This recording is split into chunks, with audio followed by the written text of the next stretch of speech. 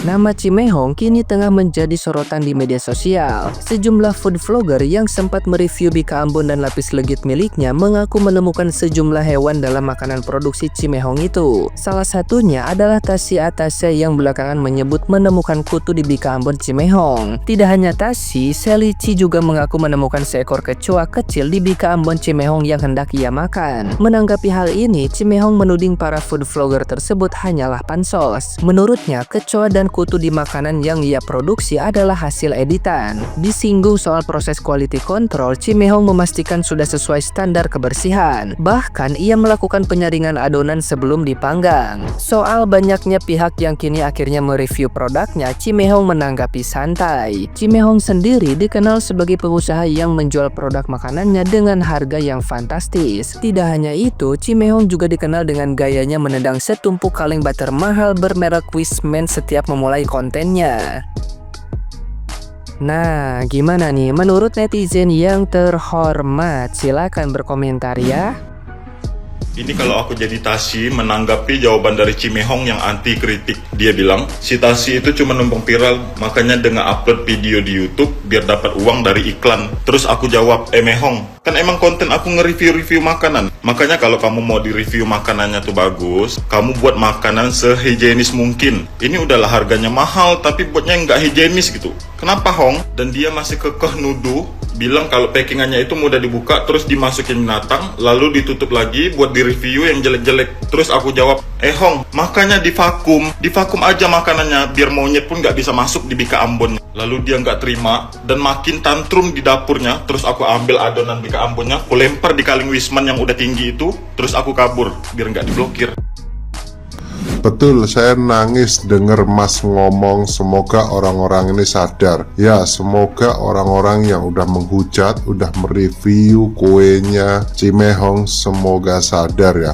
Semoga tahu kalau perbuatan kalian ini benar-benar menghancurkan usaha orang. Coba, kalau ini bukan Cimehong, personal brandingnya tidak sekuat Cimehong, udah tumbang ini. Coba kalau ini pedagang lain, coba pedagang pinggir jalan kalian giniin pasti udah gulung tikar, udah tutup. Kalian mikirin nggak keluarganya kayak gimana? Para kreator yang udah lihat kreator lain review barangnya nggak enak, barangnya keras, barangnya ada kecoanya, nggak usah beli, nggak usah kalian review lagi. Ngapain coba? Kalau mau cari follower ya kreatif lah, nggak usah pakai cara menghujat orang, menjelek-jelekan bisnis orang. Makanya nih komentar ini bener banget nih. Apalagi kemarin waktu di TV Cimehong sampai nangis. Siapa yang nggak tahu perasaan Cimehong? Pasti sedih banget. Susah payah dia bangun branding, bangun usaha, baru naik udah kalian hujat seperti itu. Udah terserah Cimehong aja, mau dia jualannya jorok, mau dia jualannya seperti apa, ya bebas. Kalau orang yang mau, ya mereka beli. Kalau nggak mau, mereka nggak beli, gitu aja. Nggak perlu kalian viral-viralkan seperti ini. Dosa kalian, dosa. Kalau suatu saat ini terjadi pada kalian, baru kalian tahu rasa. Itu ya review bika Ambon yang pertama berjamur. Udah ngomong berjamur itu udah endorsan banyak tuh, belum. Terus yang kedua baru tahu ada uletnya, ya kan? Yang ketiga Cimehong ada serangganya. Nah, dari Cimehong inilah kamu banyak yang endorse, ya kan? Yang endorse banyak, terus kamu diundang ke TV gara-gara kamu review Cimehong, ya kan? Terus yang bunda nggak suka sama kamu ngomong mungkin mempertimbangkan perasaan orang ya kalau dari CM-nya mungkin lebih mempertimbangkan perasaan orang kalau mau.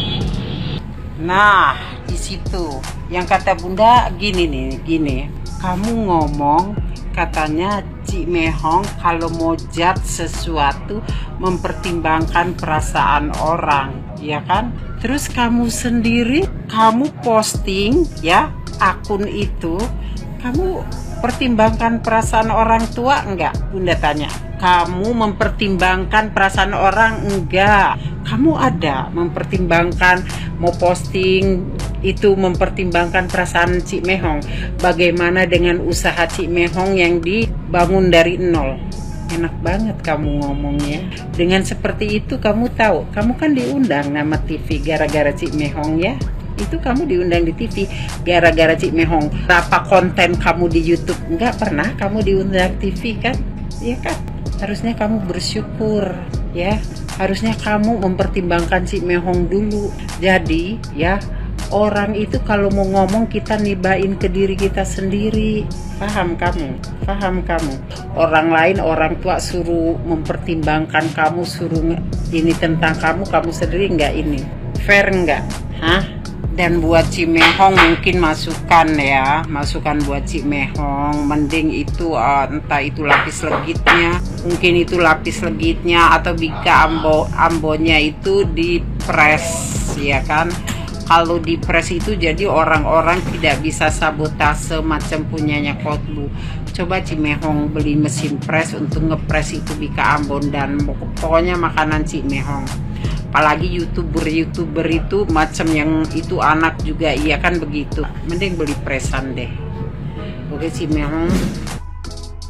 Akhirnya ada juga nih ternyata yang bersuara. Gue juga dari kemarin sebenarnya udah greget ngomentarin ini gitu. Karena di video sebelumnya gue pernah lihat juga dia ngebandingin packagingnya si Cik Mehong sama punya orang lain tuh. Dia bilang kalau punya Cik Mehong tuh pakai kresek doang nih, yang ini lebih bagus di apa gitu. Dan sekarang dia bandingin toko gitu, tokonya Cik Mehong sama tokonya orang ini gitu. Maksudnya itu ya kalau gue jadi Cik Mehong tuh gue ya lu punya masalah apa gitu sama gue? Lu punya masalah apa sama gue? Semua barang gue malah dari packaging toko-toko gue lo bandingin sama orang lain. Padahal kan Cik Mehong juga udah bilang ya, produknya itu buat yang mau aja. Kalau lu nggak mau ya udah gitu, jangan lu mau tapi lu bandingin gitu. Ya lo mikir gak sih kalau misalnya lu punya usaha, apa enggak orang tua lu punya usaha gitu, terus usaha lu apa usaha orang tua lu dibandingin sama orang gitu, pasti juga lu akan marah, lu akan kesel gitu. Karena kalau bandingin usaha gua sama usahanya dia, kenapa sih sekarang orang-orang itu pengen banget viral tapi dengan cara-cara yang kurang bagus kayak begini ya kan? Dan sekarang itu juga menurut gue kayak food vlogger ini mungkin sudah terlalu banyak gitu kan, sudah kayak jamur, semua orang pengen nge-review makanan orang lain gitu. Sekarang pertanyaannya ya, apakah kalian itu benar-benar ada di bidang itu, apa cuma kalian pengen nyari viewers, pengen biar kalian viral, pengen video kalian ditonton banyak orang doang gitu ya? Ya menurut gue sih kalau emang kalian mau jadi food vlogger gitu nggak apa-apa banget gitu, asal jangan menjelek-jelekan usaha orang lain gitu loh, bikin hancur usaha orang lain itu tidak bagus. Sekarang ini ya dagang itu susah, nyari uang itu susah, lu jangan bikin susah orang lagi dah. Gue gak suka food vlogger yang ada sekarang ini. Jauh banget sama yang dulu namanya siapa itu, Pak Bondan. Food vlogger yang ininya maknyus gitu. Sekarang itu lebih banyak kepentingan pribadi, tau gak sih? Sekarang kalau lu menemukan sesuatu di kuenya Cik Mehong yang lu belikan satu, artinya itu adalah 0,00 sekian persen dari produksinya kue Cik Mehong. Artinya, katakanlah kue itu bermasalah. Satu biji tidak merepresentasikan seluruh produksi kue Cik Mehong. Tapi lu sudah koar-koar, lu sudah upload dan seluruh dunia tahu. Buat apa di-upload? Tujuannya buat apa?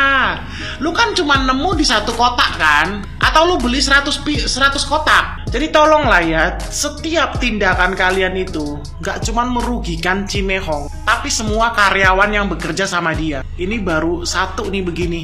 Tapi review model begini tuh ya tidak membangun dan juga tidak merepresentasikan. Cik Mehong kalau mau memproses secara hukum bisa loh. Bener. Kenapa? Karena ketika lu review terus lu bilang ada hewannya, lu sendirian kok yang ada di situ, lu videoin juga nggak jelas, terus lu bilang ini beneran hewan ada kakinya, siapa yang menyaksikan itu hewan ada kakinya? Kan cuma lu sendiri. Kalau Cik Mehong mau dia bisa loh memproses secara hukum.